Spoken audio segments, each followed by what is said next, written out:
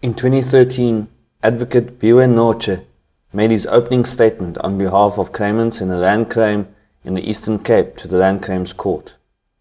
His statement went as follows. The position we believe we occupy in this case, in Xhosa they call it Mhlakazi, my lord. We would believe that in law on the facts of this case, we are a mere sideshow in this trial, although the court will say that we are cited as plaintiffs. We are cited as plaintiffs merely because the Act says so, but on proper reading of the Act, the court will find that we are a sideshow. We are a sideshow because we are the claimants, and the claim is not against the landowners. The claim is against the government. Government has accepted our claim. The government has made the decision. Our claim is valid, and therefore, Judge and learned assessor, if there is no dispute between us and the government, then where does it place us in the trial, this trial? When Advocate Noche made this opening statement, the claimants, a community of 52 black Africans, had spent 12 years trying to get restitution proceedings underway. Their claim was nothing less than 66 square kilometers of land, formerly known as the Salem Commonage. If successful, this claim would be one of the largest successful land claims in South Africa. The claim was met with a full spectrum of reactions, from delight and excitement among family members and supporters of the claimants, to shock and suspicion among Salem landowners. For some, it meant that the wheels of justice were finally turning after more than 7 decades of prejudice and dispossession. For others, the claim was laughable at best, as there was no apparent factual basis for it. The claim polarized the entire Salem populace, even neighboring communities in many instances, reawakening long-standing feuds. These feuds were not always positioned along racial lines, as disputes between claimant and non-claimant families also became apparent during the trial. However, that discussion will take place in the lecture dealing with the claim itself. This lecture will deal with the legal instruments that enabled such a claim to be brought to court. We will look at the jurisprudential change that took place after the promulgation of a new and inclusive national constitution in 1993, producing legislation which would endorse a shift from the tenacious protection of property rights to land reform and restitution. In addition, we will briefly discuss the inefficiency of South African government land reform and restitution strategies. This inadequacy has placed the ruling party in a political quagmire and forced it to reconsider its present policies in the face of more radical suggestions from not only opposition political parties, but also from within the ruling party.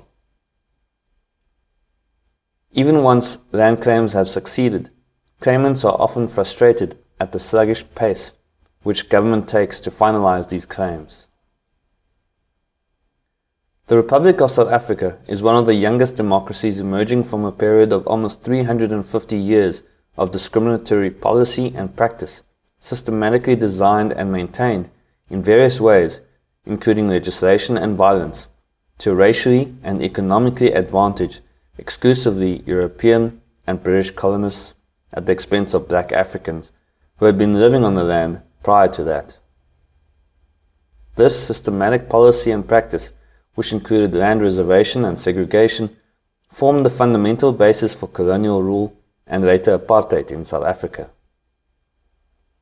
The Natives Land Act 27 of 1913 formed the cornerstone of the apartheid land dispossession apparatus. It attempted to freeze patterns of landholding based on racial lines and made new sharecropping tendencies illegal. It also froze all land transactions between natives and other persons, making any such attempted transactions criminally punishable with a fine or imprisonment. The Land Act also effectively codified and regulated the master-servant relationship between European landowners and black African labor tenants.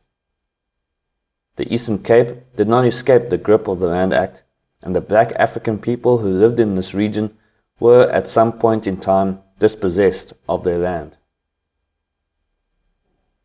Fast forward to 1994, the new democratic government recognized the history of dispossession of land, and the need for remedial action was recognized, and upon the adoption of the interim constitution in 1994, provision was made for steps to be taken by government to restore the rights in land to those so dispossessed, or to their descendants.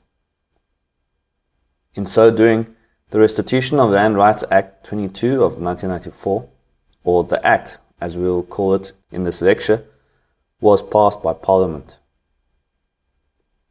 The Act must be read with Section 25(7) of the Constitution of the Republic of South Africa, Act 108 of 1996, or the Constitution, which provides that a person or community dispossessed of property after 19th of June 1913 as a result of past racially discriminatory laws or practices is entitled to the extent provided by an Act of Parliament, either to restitution of that property or to equitable redress.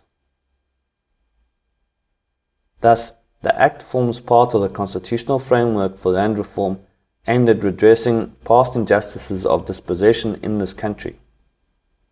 It's steeped in a challenging constitutional context in which the public interest imperative of land reform is pitted against constitutional protection of private property rights.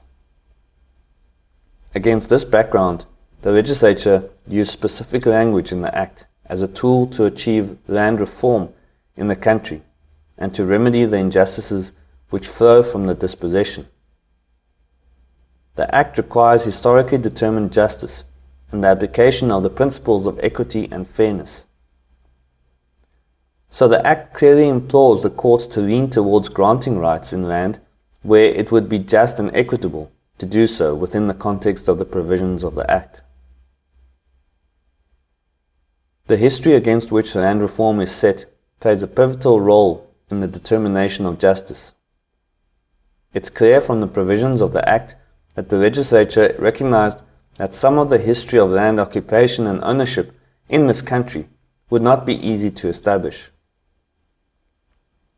Accordingly, the Act specifically contains certain peculiar features which are intended to grant to the Specialized Land Claims Court, or the LCC, when adjudicating land claims, as well as latitude to admit all relevant evidence to determine such history. The Act is therefore an extraordinary piece of legislation which engenders processes and approaches not normally associated with normal litigation and rules of justice.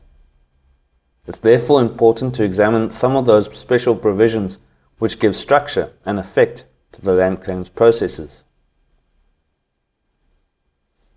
Arguably, the most important of these special provisions is Section 2(1) of the Act. This provision lays out the basic requirements for a land claim. So, for a land claim to succeed, all of the following requirements must be present. The claimant has to be a person or deceased estate or descendant of a person or community or a person part of a community who was possessed of a right in land after the 19th of June 1913 as a result of past discriminatory laws or practices. The claim should be lodged no later than the 31st of December 1998. Section 1 of the Restitution of Land Rights Amendment Act 15 of 2014 sought to extend the time for lodging claims to the 30th of June 2019, but this amendment has been declared unconstitutional. The cut-off date for land claims is the 19th of June 1913, which is the date of commencement of the Abhorrent Land Act. This means that any land dispossessed after the 19th of June 1913 due to racially discriminatory practices or laws may be reclaimed, but not before that date. One of the most heated debates on restitution in South Africa relates to this date. Despite divergent views on land restitution within the government and the ruling party, it was agreed that the 19th of June 1913 would be the cut-off date for all land claims in South Africa. 5 points were made to defend this cutoff date. First, it was argued that the 19th of June 1913 represents the date on which the Natives Land Act was promulgated. Second, it was the date on which territorial segregation and apartheid land policy received the so-called official seal. Thirdly, it was contended that while dispossession took place prior to 1913 through wars, conquest, and misguided treaties, these injustices could not reasonably be dealt with by the LCC. Fourthly, it was feared that pre-1913 historical claims on the ancestral land would be impossible to solve and would only serve to awaken and prolong destructive ethnic and racial politics. The fifth point was that land restitution should be settled as soon as possible in order to achieve political and economic stability. In other words, pre-1913 land claims would delay this stability to the detriment of the country. This is also the reason why the final deadline for submitting land claims was the 31st of December 1998. The government used these two dates to set the target for the lodgement of claims in 3 years, for finalizing all claims in 5 years, and for implementing all court orders within 10 years. Charles Simpkins, senior researcher at the Helen Suzman Foundation, argues that the cutoff date must be retained, asserting that the state conceptualization and legislation in force immediately prior to the Land Act forms the basis for working out what is meant by the restitution of property in the post-1994 period. Conceptual development and legislation were undertaken by colonial and republican governments with the capacity to develop law through common law by statute and precedent. This, he argues, can still be studied using documentary evidence. Contrastingly, the understanding of property by black African people depended on orally transmitted custom. He postulates that this can only be reconstructed with a considerable degree of uncertainty. Simpkins argues that even if one could get past these difficulties, a slippery slope would emerge. For example, he uses King Goodwill Zwelithini's intention in 2014, along with other members of the Ingonyana Trust, to claim land which was formerly under Amazulu control in 1838. In his opinion, if the cutoff date were to be removed, the Commission would then be obliged to consider not only that claim, but also the claims of those whose ancestors were dispossessed by Zulu expansion at the time of Shaka and Dingaan. Similarly, land claims in the Eastern Cape would have to be reviewed on the basis of earlier groups, such as the Ku and the San, being dispossessed of their land through conquest. More specifically, the Ongekwa Ku had been occupying the seedveld since at least the early 1750s, approximately 15 years prior to the arrival of the Kunukweba Xhosa. Therefore, their claim to the land is stronger than that of the seedveld AmaXhosa. Restitution of land would, at least for large swathes of land, be impracticable, and so the question of other equitable redress would have to be considered. On the other hand, the 1913 cutoff date has been criticized on the following bases. First, it was argued that as land dispossession predates 1913, the success of land restitution depends on the government's ability to transfer much of this land. To exclude such land from the restitution process compromises the goal of restitution. It was also suggested that there have been waves of dispossession that cover the pre- and post-1913 timelines. For example, in 2016, then-President Jacob Zuma addressed the National House of Traditional Leaders annual parliamentary sitting, in which he said that while the majority of the country's people were formally dispossessed by the Land Act, greater losses were suffered during the 1800s. He said, "I believe as a son of a black man, being black, that we need to shift that cutoff date. But you need to find a reasonable way of addressing the issue within the Constitution." Zuma went on to state that the lack of access to land is the basis for poverty, unemployment, and inequality endured by mostly black people today. He also criticized the land reform legislation that, ironically enough, his own party brought to Parliament and that he helped sign into law.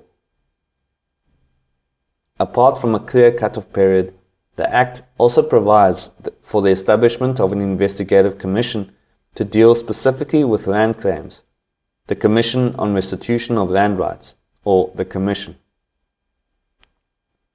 The purpose of the Commission is to assist and facilitate the land claims processes.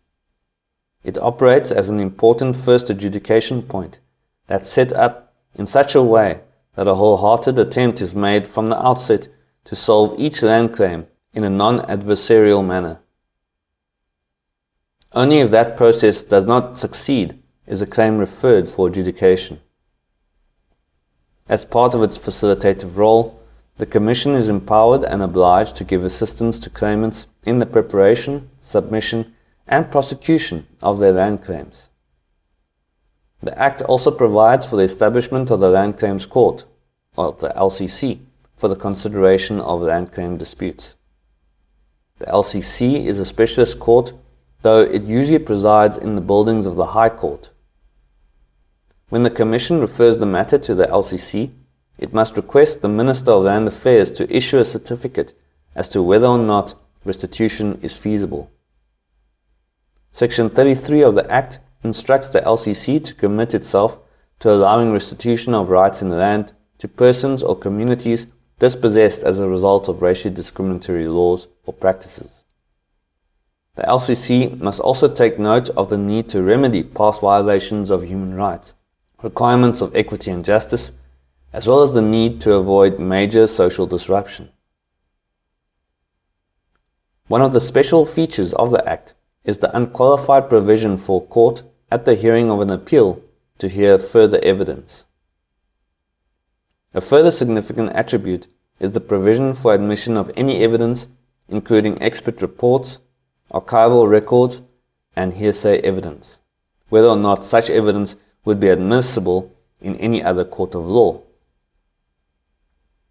Section 30 relaxes the normal rules relating to the admission of, among other things, hearsay evidence before the LCC.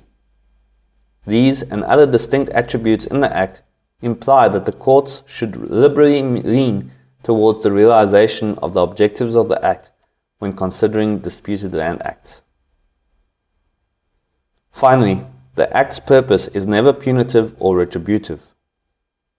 It's there not to punish those who benefited from past injustices, but rather to restore those injustices. Former Constitutional Court Judge Edwin Cameron emphasized that the Act is not a victor's charter, intent at whatever cost or with whatever means on depriving those who have of what they have. Instead, he described it as a nuanced and generous framework for restoring rights and dignity to those dispossessed of their land after 1913, while affording compensation to those who are affected by successfully proven claims. The Act operates on a fine balance of justice. It should recognize the rights of the previously dispossessed, while not discarding the entitlements of the presently possessed. But this is not always realized. The Act's framework is only as good as the efficiency of its implementation by the state. What follows is a brief analysis of state policies geared towards fulfilling its obligations as per the Constitution and the Act since its inception until now. In 1994, the government had a vision of land reform that emphasized multiple objectives, namely addressing dispossession and injustice, creating a more equitable distribution of land, reducing poverty and assisting economic growth, providing security of tenure, establishing competent land administration, and contributing to national reconciliation. The rural poor, seen as comprising victims of land dispossession, small-scale farmers, farm workers, labor tenants, communal area residents, women and youth, were to be the primary beneficiaries. Progress was slow in the first 5 years of land reform, and most targets were not met. Example, redistribution was nowhere near the target of 30% of commercial farmland within 5 years.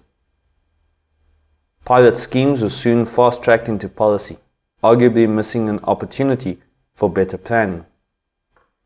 Although land reform projects were exempt from restrictions of subdivision, in practice, large groups of people were expected to operate farms as unitary commercial enterprises.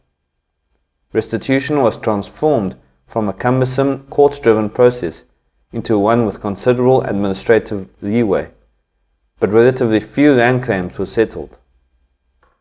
The Commission found it challenging to provide effective post-settlement support. A host of new land laws were passed aimed mainly at securing land rights. Farm workers and dwellers were protected from arbitrary evictions. The occupation and use rights of labour tenants were protected, but tenants or former tenants could also apply for ownership of the land they occupied. Communal Property Associations, or CPAs, allowed groups to hold restored and redistributed land. However, communal tenure was highly politicized as a result of the lobbying power of traditional leaders, and progress in developing a policy framework was slow and incomplete. In 1999, policy priorities shifted from meeting the needs of the poor to servicing a group of aspirant black commercial farmers. Market efficiency and the de-racialization of commercial farming received renewed emphasis. The Land Redistribution for Agricultural Development, or LRAD program, replaced earlier policy frameworks and was complemented by a comprehensive agricultural support program. Following criticism of a means test which applicants had to go through, the requirements of a minimum cash contribution of 5,000 Rand had to be discarded. In addition, many of the problems experienced in the first 5 years of land reform resurfaced. Official processes remained slow and cumbersome, plagued by poor coordination between different departments and spheres of government. Group projects saw beneficiaries continuing to pool their grants to purchase large farms, but they were not allowed to subdivide these. The large-scale commercial farming model continued to dominate planning and thinking about post-settlement support.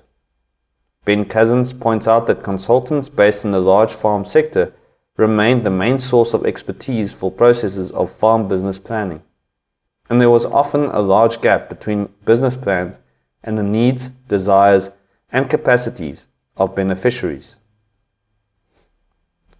Project failures contributed to a public perception that land reform was in trouble.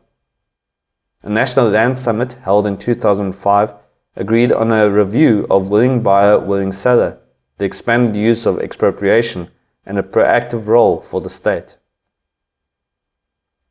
The following year saw several new policy thrusts: area-based planning, a proactive land acquisition strategy, a draft expropriation bill, and reports on foreign land ownership, land ceilings, and land taxes. The ANC's National Conference in Polokwane in 2007 emphasized the need for an integrated program of rural development, land reform, and agrarian change. Little came of these new directions in terms of implementation strategies. Area-based planning was consultant-driven and unfocused, and proactive land acquisition was reduced to the state purchasing farms and leasing them to redistribution applicants for 3 years. Rhetoric about land reform for smallholders disguised the complete neglect of small-scale producers, with funds for comprehensive agricultural support largely directed to a minority of large-scale producers. Land restitution continued to move slowly, hindered by a small budget, capacity problems, and inadequate funds for post-settlement support. Tenure reform was largely overlooked, with the department devoting few resources to implementing the Land Reform Labour Tenants Act of 1996 or the Extension of Security of Tenure Act 62 of 1997, and CPAs and landholding trusts were mostly neglected. As a result, evictions of workers from commercial farms continued, preemptively and in response to competitive pressures, indicating the weakness of the legal system. The Communal Land Rights Act was passed in 2004, premised on transferring ownership of land from the state to traditional councils and the chiefs. But it was never implemented and was struck down by the Constitutional Court on procedural grounds in 2010. After 2009, rural development, food security, and land reform were identified as priorities of the Zuma government, and the Department of Rural Development and Land Reform was created. Several policy statements have appeared over the past decade, some highly controversial, but practical measures to implement them have been slow to materialize. The Restitution of Land Rights Amendment Act of 2014 attempted to open up land claims for another 5 years until 2019. This could have jeopardized thousands of existing claims that have not yet been settled, as well as another 20,000 that were settled but not yet implemented. New claims lodged since 2014, which already numbered over 120,000 in 2016, would have swamped the processes of already existing claims. In addition, government sought to open up the claims process to traditional readers. It's unlikely that the hundreds of billions of rand required to settle an estimated 397,000 claims will ever be available. The Amendment Act was challenged in court on both substantive and procedural grounds and was found to be unconstitutional. The State Land Lease and Disposal Policy, or the SLLDP of 2013, applies on farms acquired through the proactive land acquisition strategy.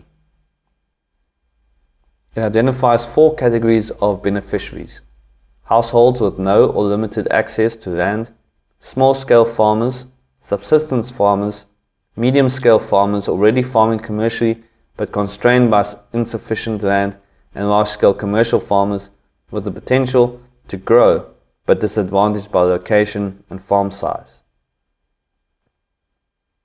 Cousins asserts that this policy is biased towards medium-scale and large black commercial farmers.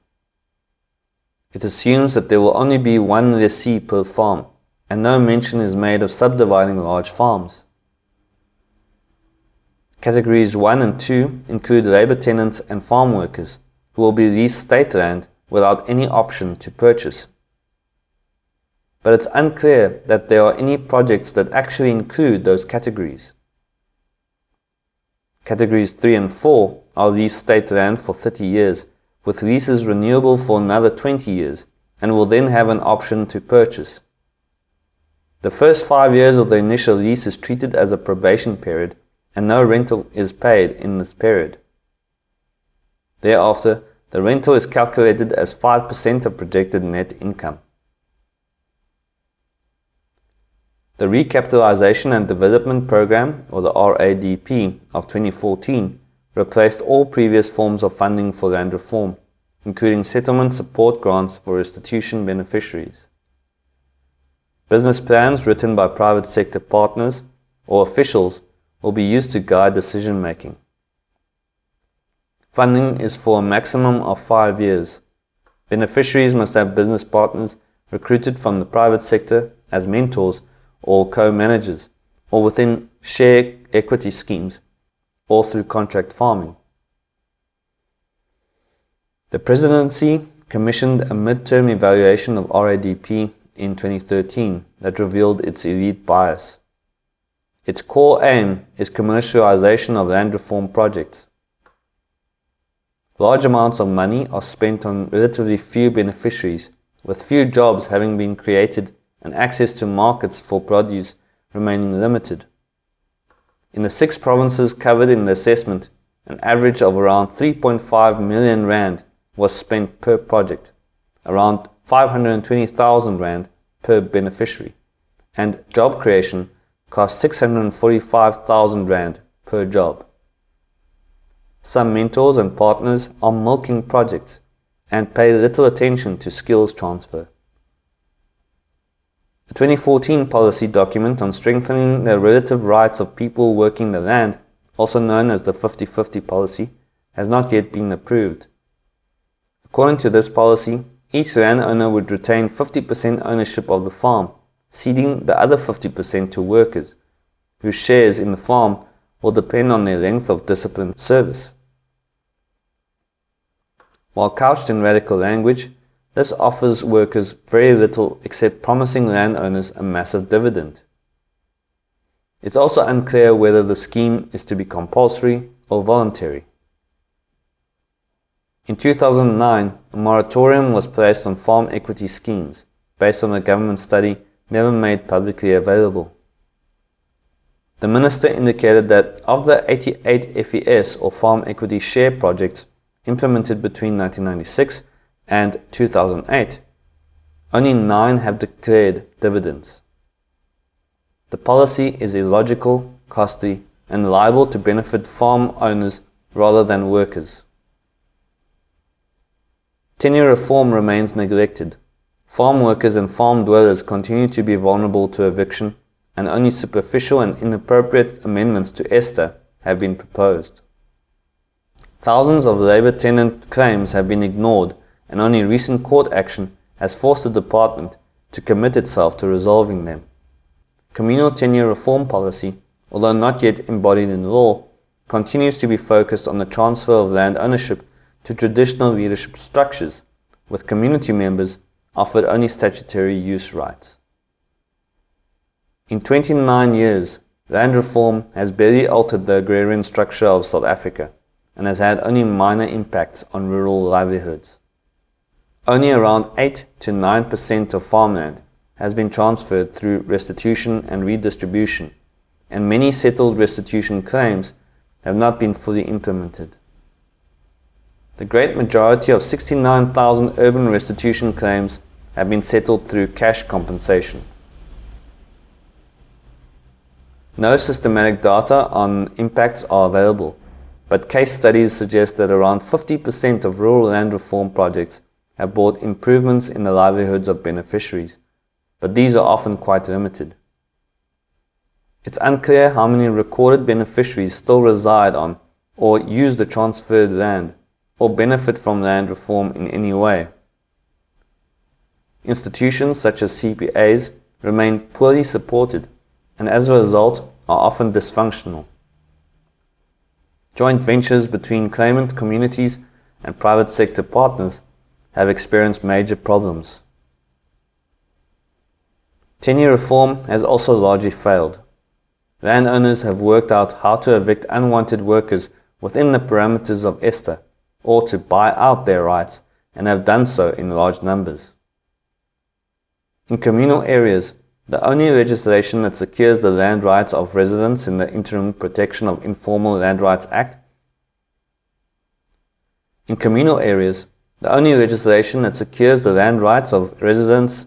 the Interim Protection of Informal Land Rights Act 31 of 1996, which has had to be renewed every year.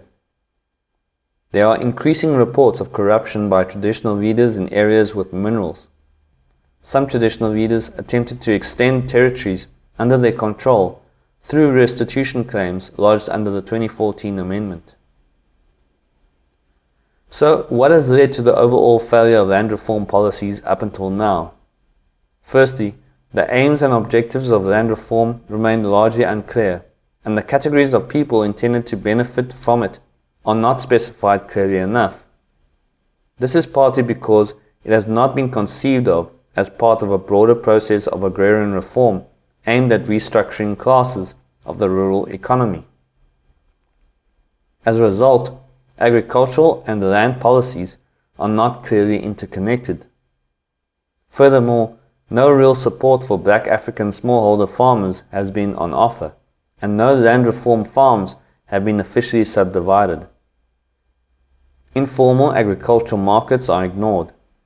Spatial targeting of land and beneficiaries in zones of opportunity and need, example farms located on the edges of densely settled former Bantustans and on urban edges, has been absent. And local government has barely been involved in planning and implementation. Water reform and land reform have hardly ever been viewed as crucial to each other's success, and urban land has been dealt with separately from rural land. Secondly, there remain misguided assumptions by government which undercut effective policy implementation.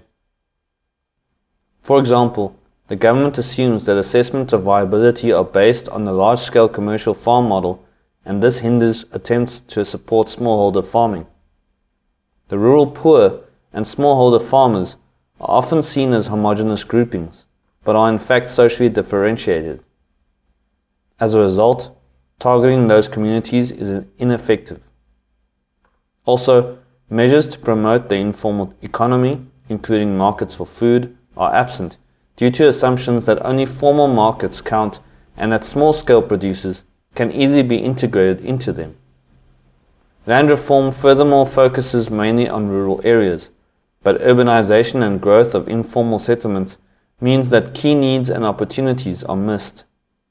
Planning processes also see people as passive beneficiaries rather than active participants in co-planning, which lead to inappropriate project design. Thirdly, private ownership is seen by government as the most desirable form of tenure, but is an inappropriate system for most South Africans at present. In 2011, some 60% of South Africans occupied land or housing without their rights being recorded in official systems such as the Deeds Registry.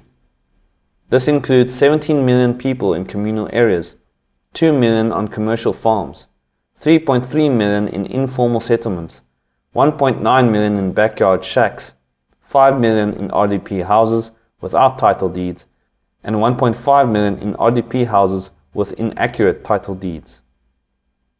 On land reform farms, beneficiaries often lack clearly specified rights to the land they hold through the CPAs and trusts. Fourthly, it's evident that land reform has been captured by elites. The most powerful voices are those of emerging black capitalist farmers, traditional leaders, large-scale white commercial farmers, and agribusiness corporates, who are all benefiting more than the poor. This could be due to the current ineffectiveness of civil society, farm workers being weakly unionized, and small-scale farmers not having their interests adequately represented within organizations such as the African Farmers Association of South Africa, or AFASA. For example, the farm workers' strike in the Western Cape in 2012-2013 managed to increase the minimum wage by 50%, but this has neither stopped mechanization nor evictions on commercial farms. Workers' demands for land of their own were ignored by government. Communal area residents have few forums in which they can make their voices heard, although in areas where deals have been struck between traditional leaders and mining companies, they have begun to defend their land rights. Therefore, it's unsurprising that the then DRDLR Deputy Minister, Nkobisi Skwatsha, was able to announce government's intentions to recreate a class of black commercial farmers, or that traditional leaders would receive government blessing to privately owned communal land. Fifthly, land reform is politically misdirected. Many South Africans view land as giving them a sense of belonging. The loss of land serves as a powerful reminder of oppression and dispossession. Forced removals are not only familiar to families living in rural areas. Many urban dwellers are also familiar with forced dispossession as integral to family histories. It's no surprise then that political parties often invoke land dispossession and the need for redress in attempts to mobilize support. Political rhetoric draws on a narrative in which white farmers and foreigners are depicted as villains, black South Africans are the victims, and government or a particular opposition party are heroes rising to the rescue. A political imaginary centered on race tends to dominate the land discourse. In this context, the ruling party is being challenged by the economic freedom fighters, which calls for confiscatory land reform without compensation. The ANC reacts by issuing radical-sounding policy statements that disguise the elite bias of current policies. Vote catching is a key consideration, and probably explains the 2014 decision to extend the period for lodging of new restitution claims and the 2017 announcement by the ANC of their intentions to revise the Constitution, particularly Section 25. Another key problem is that state capacity is inadequate. Land reform is necessarily complex and time-consuming. Therefore, the state's capacity to effectively deal with it is crucial. It requires strong leadership and management, adequate budgets, appropriate policies, sound institutional structures, efficient procedures, and an effective system for monitoring and evaluation. All of these have been problematic, and DRDLR is known as one of the weakest of government departments. Monitoring and evaluation is critically important if mistakes and false starts are lessons to be learned. But in relation to land reform, it has been highly ineffective. The lack of adequate data on the rural economy provided by Stats SA compounds the problem. Finally, the constitutional framework is perceived by the ruling party and certain opposition parties as a limitation to land reform. However, the Property Clause, Section 25 of the Constitution, which currently requires compensation to be paid for land acquired by the state, is not a fundamental constraint. Acquiring farms at prices below market value is possible, given that compensation only has to be just and equitable, but land reform would probably slow down considerably due to refusal by current landowners to sell their property at that value, and due to the subsequent court action that will follow. However, if the budget for land reform increased from its present level of 0.4% of the national total budget to even 2%, for example, then land purchase would be a lot more affordable. Incompetent political will is more of a limitation than the Constitution. In other respects, the Constitution is actually enabling land reform efforts rather than disabling them. In particular, Section 25(6), which requires that the state secure the land rights of black South Africans, is of key significance. All forms of property are protected, not only private property. Given evidence of attempts at state capture by private elements and the woeful human rights record of mining operations in communal areas, measures to protect the poor from current dispossession are urgently required. Litigation and other connected struggles continue to attempt to compel the state to meet its constitutional obligations to secure tenure without requiring private ownership. Land reform needs to make a clean break from its present course, starting with a clear vision of how it can contribute to addressing structural inequality and poverty. This vision should be tempered with some pragmatism. Land and agrarian reform by itself is unlikely to reduce the poverty of most of the rural population. The creation of jobs and vast improvement of the primary and secondary education systems for the majority of the population in both urban and rural areas should be the issue at the center of national politics.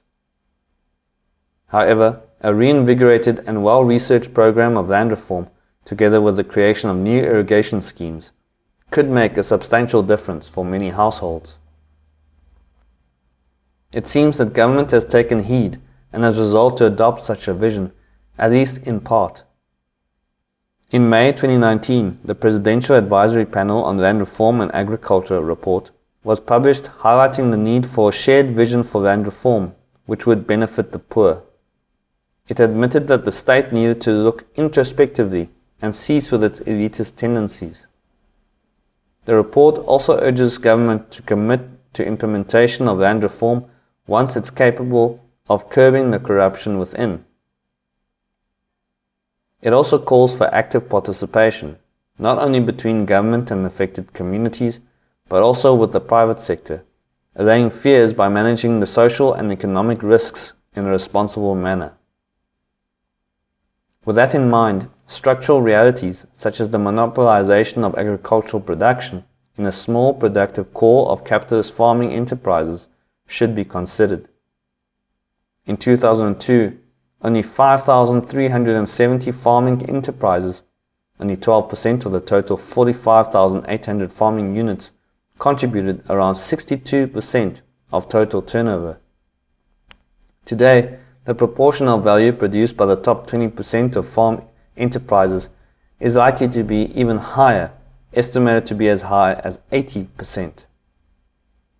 This concentration of production has been driven by integration into global markets, increased competition, mechanization, and specialization. These have been accompanied by a drastic reduction of farm workers employed. As of 2017, the formal sector employment on farms stands only at around 400,000 workers. In communal areas, approximately 2 million households engage in some form of agricultural production, producing crops as a main or extra source of food.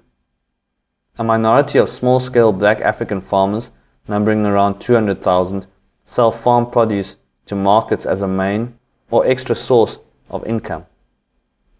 These loose value chains are poorly documented and largely ignored by policymakers. Radically reconfiguring the country's agrarian structure should be the main focus of land and agricultural policy, and this will clarify who should be the key beneficiaries of reform. However, securing tenure rights should remain a key objective of land reform and focus on legal recognition of social tenures rather than on private title. This will assist in poverty reduction efforts more generally. It's important to ensure that land rights connect in practical ways to production, employment, and livelihoods. Land rights involve much more than just the law, and rights must be able to be realized in practice. Local political struggles are often required, such as those engaged in by women challenging patriarchal power relations. Land and agrarian reform must thus include rights-based approaches and support for such local political struggles. Solving the land question in the post-apartheid period also means addressing the intertwined oppressions of race, class, and gender. The student movements of Rhodes Must Fall and Fees Must Fall have put intersectionality on the agenda of social transformation, forcing South Africans to consider the interconnected nature of oppression in general. Land reform should aim to address race, class, and gender simultaneously. As Henry Bernstein states, class relations are universal, but not exclusive determinations of social practices in capitalism. They intersect and combine with other social differences and divisions. Changes in class and gender relations must thus also be present at the core of redistributive programs that address racial inequality. But changing class realities should be seen as central to land reform, grounding struggles against other kinds of oppression in its attempts to open up space for new kinds of livelihood opportunities.